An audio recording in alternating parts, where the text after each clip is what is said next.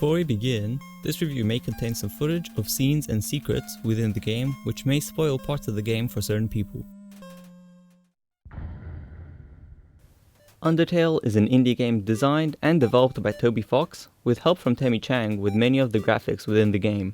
The game has influences from many RPG games, with the game's art style being largely influenced by Earthbound. There's a difference on how the combat works, but we'll go into detail about that shortly.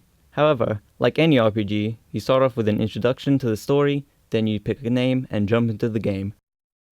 The intro is extremely well done, first introducing the player to the backstory, then putting the player in the world and introducing them to some of the characters, and finally introducing the player to the spontaneous changes in the mood of the story from a bright and happy game to a dark and gloomy game very quickly. Undertale is based on childish and cheesy humor, while turning on the player and changing to a dark and depressing story.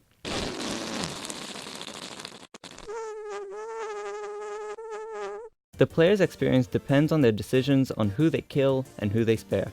The player may be passive and not kill anyone at all, the player might take on a neutral route and kill some while sparing others, or the player can take a path of a mass murderer, killing every monster in the underground. The player's decisions may not only change the player's current playthrough, but might also have effects in future playthroughs, or retain what was affected, even if the player returns to his or her last save. This variety in story is one of the things that makes Undertale very well done, giving the player a sense of insecurity throughout the game, knowing that the happy story could change into something much darker.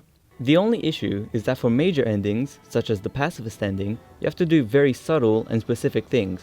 The game gives you little to no hints towards what you must do to achieve that ending, forcing you to look it up on a guide on the internet.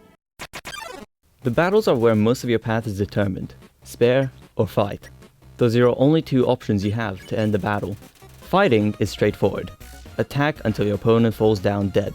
Sparing is almost like a puzzle, having to look for specific cues and figuring out how to make your opponent no longer want to fight you. All enemies have completely unique attacks, making each battle new and exciting, rather than just clicking on a fight button and dealing a random amount of damage and taking a random amount of damage, such as most RPG games. This variety keeps players engaged in the game, and holds a constant challenge of skill in having to react quickly to a change of attacks, as well as making the player think differently on how to spare a new opponent. In general, the game's battle system is very refined. There are little bugs to be seen, and the uniqueness in every battle against a new monster is very exciting and adds that extra bit of challenge, as well as giving the player a choice to kill or spare a life. The game's aesthetics and soundtrack both help to add some extra emphasis to the game. Everyone might have different opinions on the graphics, however. The very retro 90s video game style graphics are far from what you'd see in most modern games today. Some might say the graphics are bad to look at, some might say the graphics emphasize the game's storyline and characters. With the graphics, I'll leave that up to you, the viewer, to decide on your own opinion. The soundtrack, on the other hand, is without a doubt amazingly composed. The music is not only unique to all key areas in the story, but the music also connects together, like puzzle pieces. The battle music in the first area connects with the battle music in the second area, and the third, and so on, to create one big composition. As well as this, important characters have music which represent and emphasize the character's personality.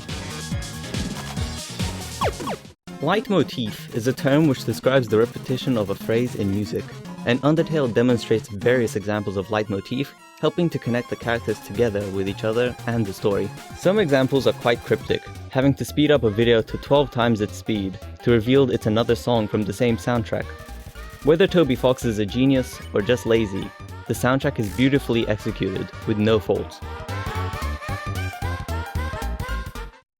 Overall, the game is very well done. The game's humor is punny and hilarious, the characters are all very lovable, and the amount of choice in the game and how it can affect things is very nicely done. The graphics may be a bit opinionated between players, however the soundtrack is beautifully executed and guarantees that you'll overlook it, even if you don't particularly like it. The way the story works is a revolution in video games, as it immerses the player in a way that novels and movies cannot do, by having the player's actions carry on over within the game. Undertale is without a doubt a game to put on your wishlist.